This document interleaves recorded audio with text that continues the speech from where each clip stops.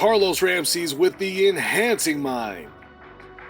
In my book, Your Enhancer and Destroyer, I talk a lot about becoming the person you daydream of becoming. And this is because when you write a book, you have to take complicated concepts and make them digestible to the average reader. And what I found was that this description, out of all the descriptions I could have used, this description of the person you daydream of becoming was easily understood by the masses. But why is that? Well, that's because we've all daydreamed of becoming an elevated version of ourselves. Right? We probably did it last night. We probably did it this morning.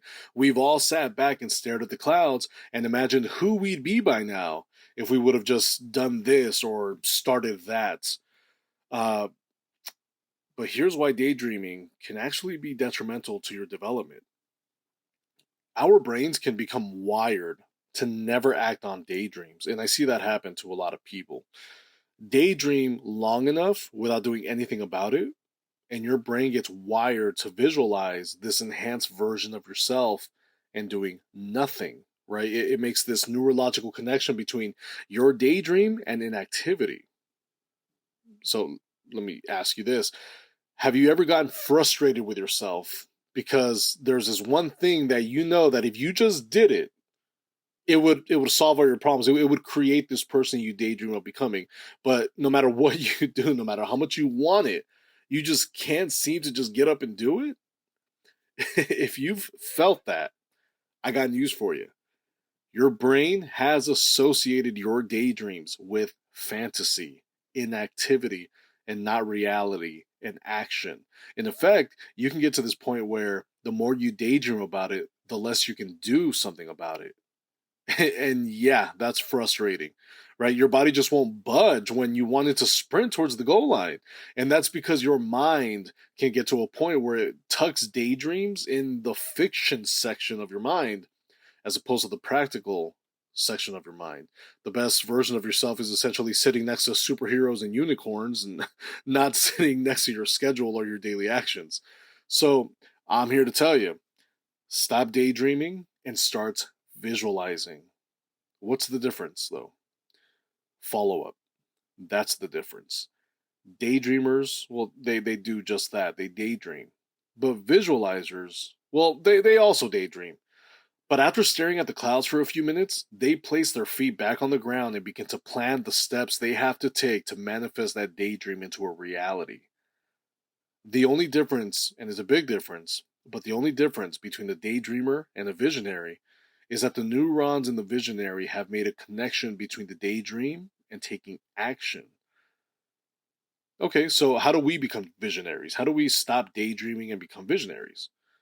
Well, daydreams, they tend to start at the result, right? You're in your daydream, they always start with you already being successful, or you already being rich, or you already being perfectly fit, right? They tend to begin at the destination, and that's fine. Keep doing that.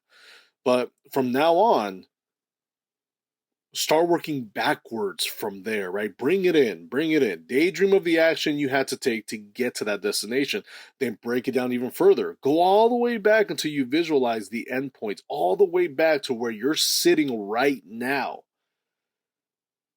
And visualize the actions you have to take now to kick off the domino effect of making that daydream a reality.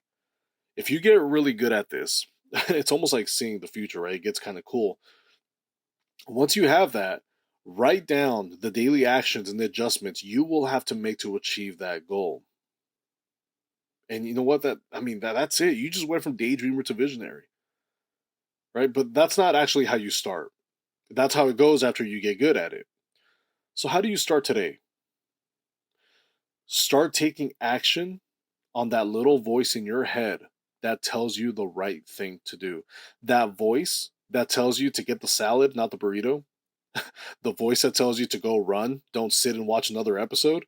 The voice that tells you to stop dead scrolling on your phone and meal prep instead. That voice. Listen to that voice. That's your conscious. And right now, your conscious and your actions are disconnected. Neurologically, they're disconnected in the mind. There is no outlet of expression for your conscious because the connection was never made. Or if it was there before, the neurological pathway has since pruned up. It needs to be reestablished. Read chapter 12, neuroplasticity, for further context.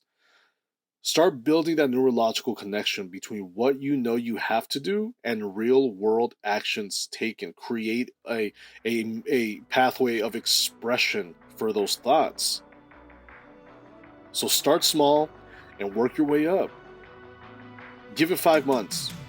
By month 6, come back and let me know what changed. I want to know. That's all I've got for you. Carlos Ramsey's with the Enhancing Mind. Talk to you soon.